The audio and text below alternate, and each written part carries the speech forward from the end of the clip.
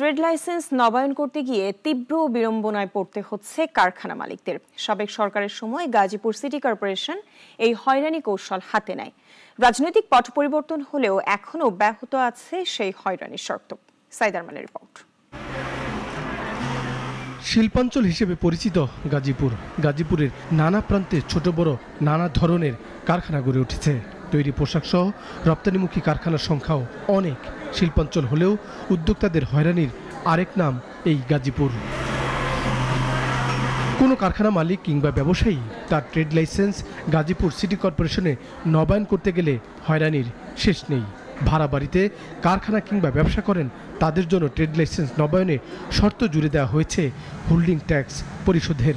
আবার নিজস্ব জমিতে যাদের কারখানা তাদের হোল্ডিং ট্যাক্সের পরিমাণ নিয়ে হয়রানি করছে সিটি কর্পোরেশন। গাজীপুর সিটি কর্পোরেশনটা নিয়ে আমরা যথেষ্ট বিপদে আছি এবং অনেক ছোট ছোট মালিকগুলি বেশি বিপদে যারা ভাড়াটিয়া আছে। কারণ যখন হোল্ডিং ট্যাক্সটা আসে, হোল্ডিং ট্যাক্স তো দেওয়ার কথা হইলো মূল বিল্ডিংয়ের মালিক অথবা যে জমির মালিক সে দিবে হোল্ডিং ট্যাক্স। আমি একজন ভাড়াটিয়া মানুষ, আমি তো আর হোল্ডিং ট্যাক্স দিব না। ব্যবসায়ীরা বলছেন সাবেক সরকারের সময় এই হয়রানি শুরু হলেও এখনো তা অব্যাহত আছে। জানা গেছে অনেক বাড়ির মালিক হোল্ডিং ট্যাক্স সময় মতো জমা দিচ্ছেন না সিটি কর্পোরেশনে, ফলে কারখানার ট্রেড লাইসেন্স নবায়ন করা যাচ্ছে না।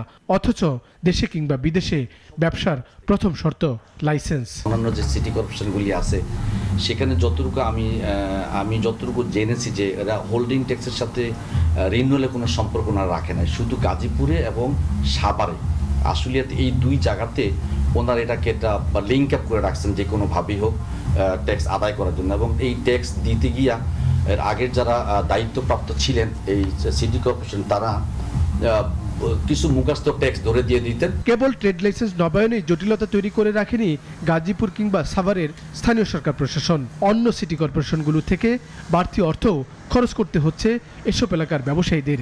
একই সঙ্গে গুনতে হচ্ছে বাড়তি টাকা। তৈরি পোশাক রপ্তানিকারকদের সংগঠন বিজিএমইএ এসব অন্তরায় কাটাতে কয়েক বছর চেষ্টা করলেও ব্যর্থ হয়েছে সিটি কর্পোরেশনের অসহযোগিতার কারণে। সাইদ আরমান, নাগরিক, ঢাকা।